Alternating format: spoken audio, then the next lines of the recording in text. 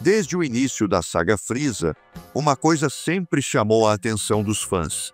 Vegeta, mesmo sendo um guerreiro de elite, nunca conseguiu alcançar a transformação lendária do Super Saiyajin, enquanto Goku, um Saiyajin de classe baixa, atingiu essa forma primeiro. Mas e se o destino fosse diferente? E se, naquele exato momento de desespero e raiva, ao ver Frieza exterminar tudo à sua volta, o príncipe dos Saiyajin tivesse despertado o poder lendário que por gerações correu em seu sangue? Prepare-se, porque essa mudança de rota na história teria consequências devastadoras, tanto para o Império de Frieza quanto para os próprios Guerreiros Z. Vamos analisar o que aconteceria se o Vegeta tivesse virado Super Saiyajin ainda na saga de Namekusei, e como isso mudaria completamente o rumo de Dragon Ball. O Vegeta que vemos em Namekusei não é o mesmo de Dragon Ball Z no início da saga. Depois de quase morrer algumas vezes e usufruir do Zenkai, o aumento de poder a cada recuperação, Vegeta atinge um nível assustador. Ele começa a saga com um poder em torno de 18.000, mas logo supera os 100.000 ao lutar contra Zarbon, Dodoria e enfrentar o exército de Frieza. Quando encara o Capitão Ginyu, ele já está com cerca de 250.000. Isso é insano para qualquer padrão da época. E aqui entra o ponto-chave. Vegeta está à beira do limite físico e emocional. Ele acredita ser o lendário Super Saiyajin. Seu orgulho explode, sua fúria atinge o ápice, principalmente após ser humilhado por Frieza. Se essa tensão emocional tivesse sido o gatilho final, é perfeitamente plausível imaginar que Vegeta poderia sim ter despertado o Super Saiyajin ali antes mesmo de Goku chegar. E o resultado disso seria catastrófico para o Imperador do Universo. Mas qual seria o nível de poder de um Vegeta Super Saiyajin nesse cenário? Vamos trabalhar com uma estimativa. Se Vegeta estava com 250.000 de poder base, a transformação em Super Saiyajin multiplica esse número por 50, segundo o próprio Toriyama. Isso colocaria Vegeta em cerca de 12 milhões e meio de poder. Para efeito de comparação, Frieza em sua forma final 100% estava com 120 milhões. Ou seja, Vegeta ainda estaria abaixo, mas muito acima das formas anteriores de Frieza.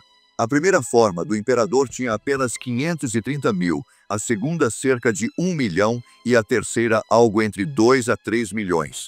Isso significa que, ao virar Super Saiyajin, Vegeta poderia derrotar facilmente todas essas transformações antes que Frieza tivesse tempo de ir para sua forma final.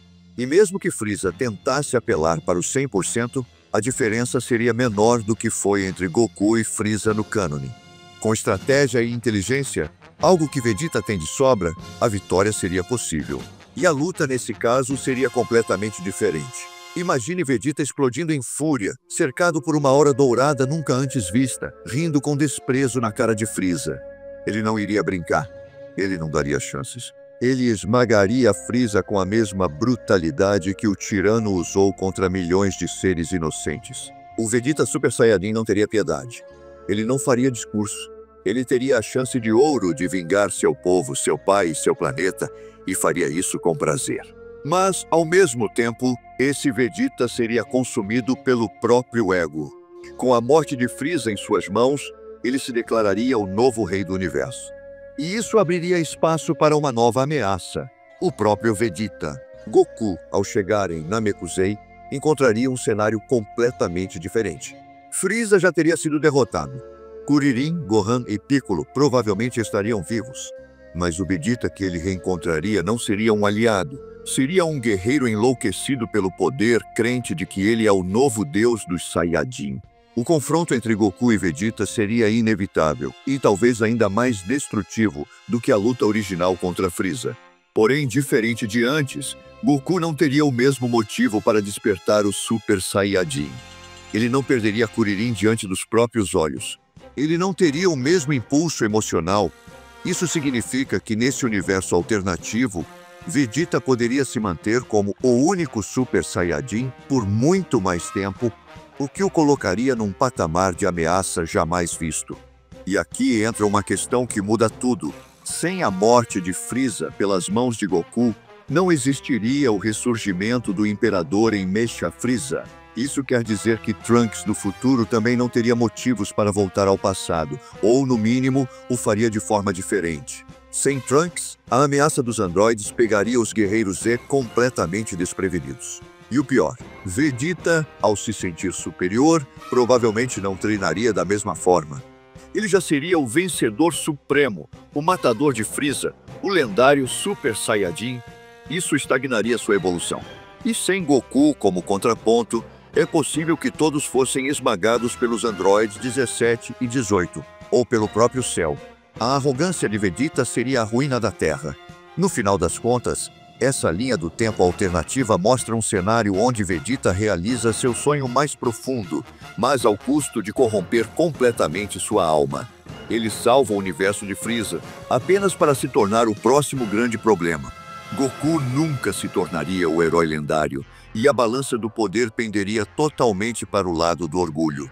Essa versão da história mostra que, às vezes, o destino cruel é necessário para manter o equilíbrio. O Vegeta que chorou antes de morrer nas mãos de Frieza não era fraco. Ele era necessário, porque só ao encarar sua derrota ele entendeu o verdadeiro significado do poder. E foi essa lição amarga que abriu caminho para sua verdadeira evolução ao longo da série.